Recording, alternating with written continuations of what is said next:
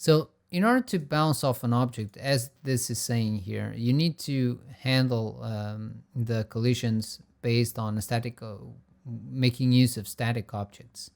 So this ground plane is basically just a static object. Instead of using the ground plane, let's say we don't want to use the ground plane. So right now, if we had this, this would be working. Okay, they would be jumping off. But let's not use the ground plane. Let's disconnect this.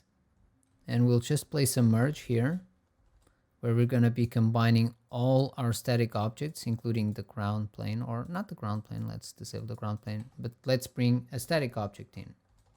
And we'll select the big head, accept, and we'll tell it the path. So in this case, they're going to be the same. We can just copy, paste, and we'll say we want to use the object transform. Let's have a look at it. Okay, so this is what we have. Let's see what happens. If we connect this, if we just connect this, let's see what happens.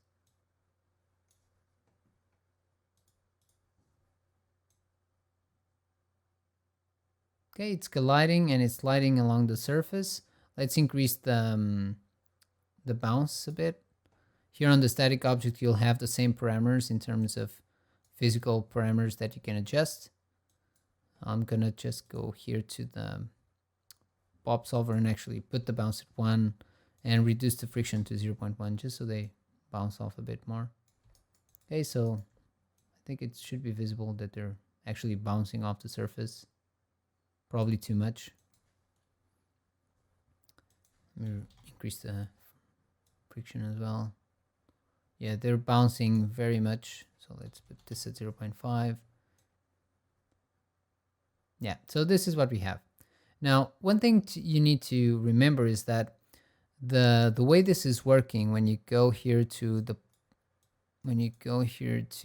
static object on the collisions, there are several ways for this to work. By default, the collision detection is going to be working using the solver default. And the solver default can either be volume or collisions, but by default, when you're working with particles, and it's going to be using the volume collision.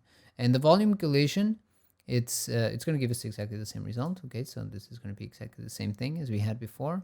And you can actually have a look, even though it's displaying this geometry, this is the geometry, the original geometry. Let's turn it off. You can actually see the collision guide, and this is going to show you what's actually being used for calculating the collisions. And it's not very accurate, as you can see.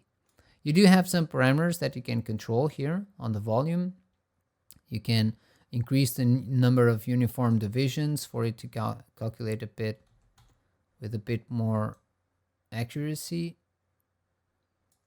Maybe 60, but this is also going to increase the time of the calculation. Let me display the geometry and you'll see it's a bit more accurate, but it can take a bit longer when you're working with higher resolution volume.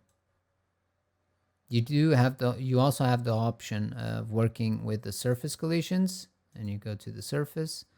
In this case, it's actually going to use the geometry. It's going to be more accurate, but it's also going to take longer to calculate. As you can see, it's a bit more demanding in terms of resources.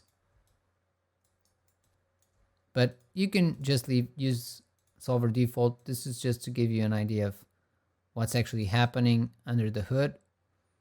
We'll learn more about this later, but for now, it's going to be enough for us to be able to generate. We'll have enough for us to be able to generate the sparks effect.